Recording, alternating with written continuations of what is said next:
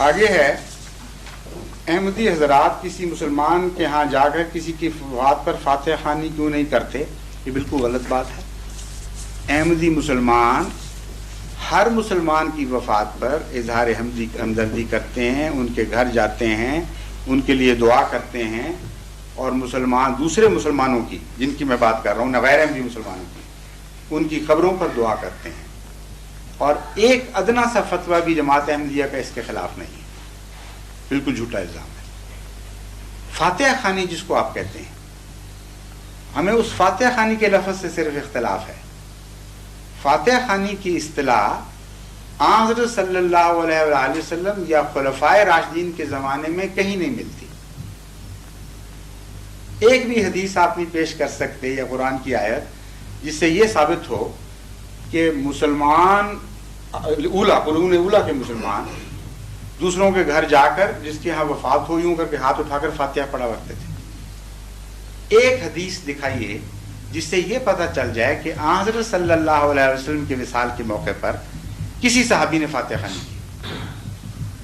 ہم صرف یہ آپ کو سمجھاتے ہیں کہ اسلام میں نئی رسمیں نہ چلائیں، ہمیں حضور اکرم صلی اللہ علیہ وسلم کا دین کافی ہے۔ اسلام وہی حسین اسلام ہے جو سنت سے ثابت ہو، اس سے جب باہر قدم رکھیں گے تو رسم و رواج میں پڑ جائیں گے۔ ہمارے بزرگ معاف کرنا، ہمارے بزرگوں نے جو ہمیں بتایا ہم وہ کر رہے ہیں، اس میں کہا ہے وہ زیادہ تعلیم یافتہ تھے یا زیادہ اسلام کے بارے جانتے تھے یا نہیں جانتے تھے، ہم اسی پر اپنا وہ دیکھیں۔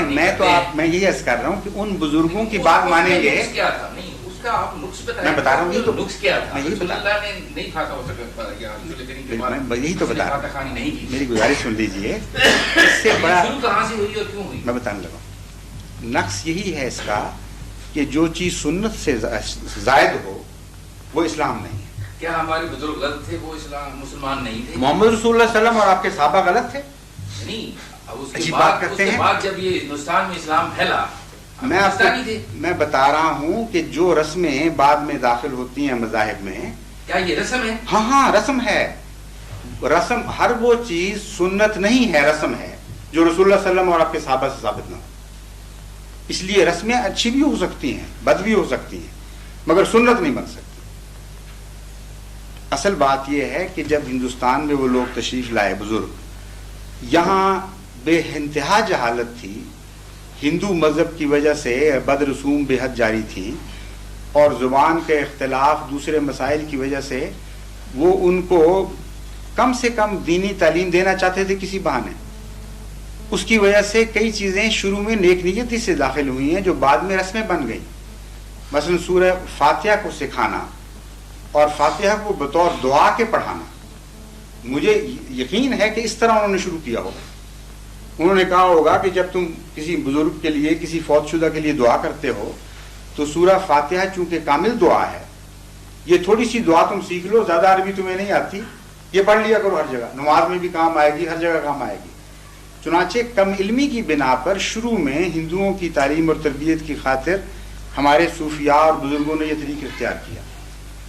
جب اسلام زیادہ پھیل گیا، جب اسلامی تعلیم عام اور روشن ہو گئی، تو ضروری تھا کہ ان کو سنت کی طرف واپس لے جاتے، اور یہی کوشش ہم کر رہے ہیں، اس کے سوا کچھ نہیں کر رہے۔ اب 40واں ہے، 11ویں ہے، شیرینیاں بانٹنی ہیں وفات کے بعد، کھیریں تقسیم کرنی ہیں، کھانے دینے ہیں، اتنے جھگڑے ہیں جن کا کوئی وجود قرون اولا کے اسلام میں نہیں ملتا۔ اب یہ تو جذباتی بات ہے کہ ہمارے بزرگ غلط کہتے ہیں، یہ ویسی بات ہے جیسے قرآن کریم بار بار کہتا ہے کہ یہ آپ رسول اللہ علیہ وسلم کے مخالف ہیں۔ ان کو یہ کہا کرتے تھے کہ اچھا پھر ہمارے بزرگ غلط ہیں۔ قرآن فرماتا ہے کیوں غلط نہیں ہو سکتے تمہارے بزرگ؟ صرف وہی غلط نہیں ہے جس پر الہام نازل ہوتا ہے، صرف وہی درست ہوتا ہے اصل میں جس کو خدا روشنی عطا فرماتا ہے۔ تو اس میں اختلاف کی وجہ مجھے سمجھ نہیں آتی۔ میں تو آپ کو یہ پیغام دیتا ہوں، جماعت احمدیہ یہ پیغام دیتی ہے کہ سنت کافی ہونی چاہیے ہمارے لیے، کیونکہ سنت میں مذہب کی تکمیل ہو گئی۔ حسن کامل میں نہ اضافہ ہو سکتا ہے نہ اس میں کمی ہو سکتی ہے۔ اس لیے بعد کی رسموں نے ہمیں نقصان پہنچایا ہے۔ اسلام سے رفتہ رفتہ ہم لوگ دور اس لیے ہٹے ہیں کہ بعد میں جو رسمیں جاری کی گئیں خواہ نیک نیتی سے بھی تھیں، ہم ان کو خالی برتنوں کی طرح پکڑ کے بیٹھ گئے۔ اس لیے رسم و رواج سے باہر نکلیں، سنت کو قائم کریں، قرون اولیٰ کے اسلام کی طرف واپس جائیں، بیاہ شادی میں سادگی کریں، موت اور تدفین میں سادگی کریں. یہ سارے بوجھ آپ پہ اتر جائیں گے جو ہمارے اوپر بے وجہ پڑے ہوئے ہیں. اور رسول کریم صلی اللہ علیہ وسلم کی سنت یہ تھی کہ نماز جنازہ پڑھتے تھے اور دعا کرتے تھے، ایک دوسرے سے ہمدردی کرتے تھے. ہم بھی یہی کرتے ہیں، اس پہ کوئی اعتراض نہیں ہونا چاہیے. فاتح خانی تو ہے ہی دعا. نہیں، دعا کی خاطر فاتح خانی ہم بھی پڑھ لیتے ہیں، لیکن جو میں رسم کے خلاف ہوں. صرف جب جاتے ہیں کہیں، میں کئی دفعہ گیا ہوں، ایک آدمی ہاتھ اٹھاتا ہے، سارا یوں کر لیتے ہیں کہ جی فاتح خانی ہو. انا للہ، یہ کوئی فاتح خانی ہے؟